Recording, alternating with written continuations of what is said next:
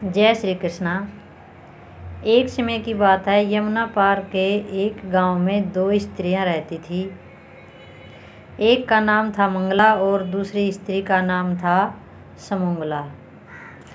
मंगला और सुमंगला दोनों रोज यमुना पार से नाव में बैठकर वृंदावन आती थी और वृंदावन आकर जगह जगह घूमकर सब्जी बेचा करती थी। मंगला और सुमंगला रोज सुबह से शाम तक सब्जियां बेचा करती। जब मंगला और सुमंगला की सारी सब्जियां बिक जाया करती थी तो वे दोनों यमुना किनारे बैठ जाया करती।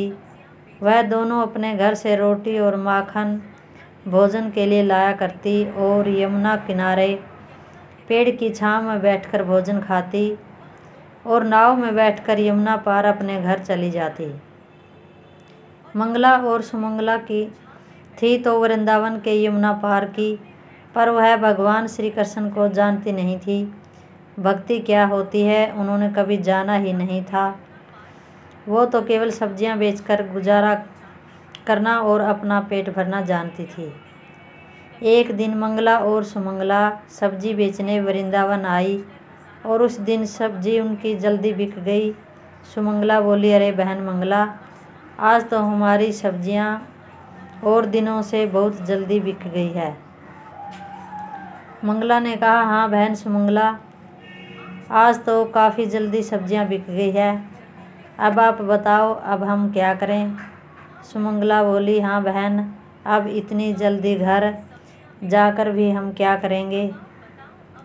इतने में ही मंगला की नज़र सामने एक मंदिर की ओर गई जहाँ एक गुरुजी कथा कह रहे थे। मंगला बोली, बहन सुमंगला, देखो सामने मंदिर में कथा हो रही है। सुमंगला बोली, अरे बहन मंगला, यह कथा क्या होती है? मंगला ने उत्तर दिया, यह तो मुझे भी नहीं पता कथा क्या होती है, पर सब लोग कहते हैं कि कथा होती है, तो चलो आज हम भी सुन लेंगे कथा क्या होती है। मंगला और सुमंगला दोनों मंदिर में कथा सुनने के लिए जाने लगी और मंदिर में जाकर भक्तों के बीच बैठकर कथा सुनने लगी। कथा में गुरुजी प्रेम से भगवान की चर्चा सुना रहे थे। वे कह रहे थे कि भक्तों, जिसने भगवान से प्रेम नहीं किया उसका जीवन बेकार है। जिसका प्रेम श्री कृष्ण के चरणों में नहीं हुआ उसका जीवन बेकार है। भगवान को प्राप्त करना ही इस जीवन का लक्ष्य है। यह मनुष्य जीवन सिर्फ हमें भगवान की प्राप्ति करने के लिए मिला है, पर इस संसार में सभी मनुष्य पैसा इकट्ठा करने में लगे हैं। भूल गए हैं कि इस जगत में आने का उनका उद्देश्य क्या था। गुरुजी ने जब इस तरह समझाया तो मंगला और सुमंगला बहन बहुत प्रभावित हुई। मंगला बोली, बहन सुमंगला, देखो गुरुजी ने आज क्या कहा है कि भगवान श्री कृष्ण के चरणों में अगर प्रेम नहीं हुआ तो यह जीवन बेकार है। बहन मंगला, क्या हमारा जीवन बेकार चला जाएगा? सुमंगला ने उत्तर दिया, हाँ बहन, लगता तो ऐसा ही है। मंगला ने पूछा, बहन तू बता, तूने कभी श्री कृष्ण को देखा है? सुमंगला बोली, अरे बहन, मैं तो तेरे साथ ही रहती हूँ, मैंने कहाँ भगवान को देखा है।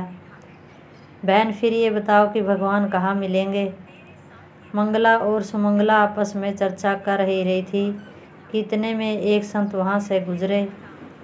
मंगला साधु महाराज को देखकर बोली, बहन मुझे लगता है कि भगवान साधु संतों के पास ज़रूर होंगे, तो चलो इनके पास से ही भगवान को लेकर आते हैं। वह साधु अपना झोला और सामान यमुना किनारे रखकर स्नान करने लगे। मंगला और सुमंगला दोनों यमुना किनारे गई और साधु का झोला चुपके से उठाकर वहाँ से आ गई। दोनों ने साधु के झोले में जब देखा तो उनको एक डब्बा मिला। उन्होंने जैसे ही डब्बा खोला तो उसके अंदर लड्डू गोपाल की मूर्ति थी। लड्डू गोपाल को देखकर सुमंगला बोली, बहन मंगला, मिल गए भगवान, देखो यह बैठे हैं। भगवान लड्डू गोपाल को देख के मंगला रोने लगी। सुमंगला ने पूछा, अरे बहन तू रो क्यों रही है? मिल तो गए भगवान। मंगला रोते हुए बोली, हे भगवान, आपको बाबा जी ने इतने से डब्बे में बंद करके रखा है और देखो तो सही, भगवान का पाँव टेढ़ा है। मुझे तो लगता है यह बाबा भगवान को डराता धमकाता है। प्रभु अभी तो बाबा यहाँ नहीं है, वो स्नान कर रहे हैं, आप थोड़ी देर के लिए पाँव सीधा कर लो। सुमंगला बोली, बहन मंगला, भगवान तो अपना पाँव सीधा नहीं कर रहे हैं। मुझे तो लगता है कि डब्बे में बंद रहने से इनका पाँव अकड़ गया है। न जाने इस बाबा ने कब से भगवान को इस डब्बे में बंद करके रखा है। चलो भगवान, अब हम तुम्हारा पाँव सीधा करते हैं। इसके बाद मंगला ने अपने भोजन की पोटली में से मक्खन निकाला और उस मक्खन से लड्डू गोपाल की मालिश करने लगी। भगवान ने जब दोनों के इस प्रेम को देखा तो भगवान उनके सहज और सरल स्वभाव पर रिझ गए और अपने भक्त के प्रेम के लिए भगवान ने अपने हाथ पांव सीधे कर लिए।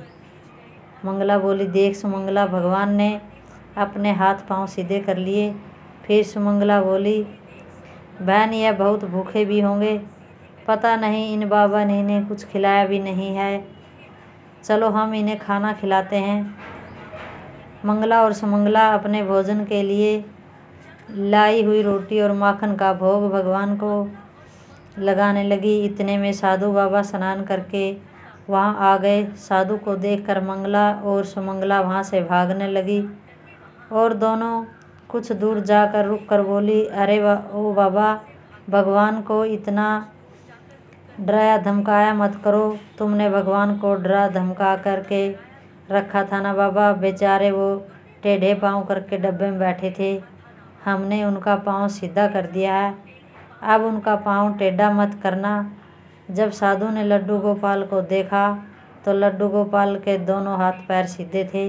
यह चमत्कार देख के साधु उन दोनों स्त्रियों को रोकने के लिए उनके पीछे भागने लगे। अरे रुक जाओ, भागो मत, रुक जाओ, मैं तुम्हें कुछ नहीं कहूँगा। पर वो दोनों नहीं रुकी। उनको लगा कि बाबा उन्हें पकड़कर डांट लगाएंगे। अगले दिन मंगला और सुमंगला दोनों सब्जी बेचने के लिए वृंदावन आई और आज भी उन दोनों की सब्जियां जल्दी बिक गई। आज वह फिर से मंदिर में कथा सुनने के लिए चली गई। कथा में गुरुजी भगवान के नाम की महिमा की चर्चा कर रहे थे। उन्होंने कहा, भक्तों, यदि आप राधे श्याम जपोगे तो भव सागर से भी पार हो जाओगे। इसीलिए भगवान के नाम को हमेशा जपते रहना चाहिए। यही नाम हमें भव सागर से पार कराएगा। आज की कथा सुनकर दोनों वापस अपने घर के लिए जाने लगी।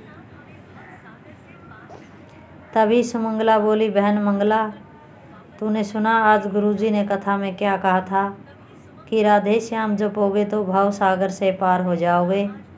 तो बहन, जब राधे श्याम नाम लेने से भव पार कर सकते हैं तो यह जमुना भी तो हम पार कर सकते हैं। मंगला बोली, हाँ बहन, हम दोनों रोज़ इस पार से उस पार आते जाते हैं। 25 पैसे हमारे रोज़ नाव का किराया देने में खर्च हो जाते हैं। हम भी अब राधे श्याम जपेंगे और बिना पैसा खर्च किए यमुना पार हो जाएंगे। मंगला और सुमंगला गुरु के वचनों पर विश्वास करके राधे श्याम जपने लगी और यमुना की ओर बढ़ने लगी। वे दोनों राधे श्याम जपते हुए सच में पानी के ऊपर चलने लगी। राधे श्याम जपते हुए उन दोनों ने पानी के ऊपर चलकर यमुना को पार कर लिया। अब तो मंगला और सुमंगला का भगवान श्री कृष्ण के प्रति प्रेम और विश्वास दृढ़ हो गया और वह दोनों श्री कृष्ण की भक्ति करने लगी। एक दिन मंगला ने कहा, बहन सुमंगला, हमने गुरुजी की कृपा से श्री कृष्ण की भक्ति पाई है और गुरुजी के कहने पर हमने नाम जपते हुए यमुना को पैदल पार किया है, तो इससे हमारे बहुत पैसे भी बचे हैं। क्यों न हम गुरुजी को घर बुलाएं और उन्हें भोजन खिलाएं। सुमंगला बोली, ठीक है बहन, तुम जाकर गुरुजी को ले आओ और मैं यहाँ पर भोजन की तैयारी कर लेती हूँ। मंगला गुरुजी को लेने मंदिर में गई और गुरुजी से बोली, गुरुजी, हम चाहते हैं आप अपने चरण हमारी कुटिया में रखें।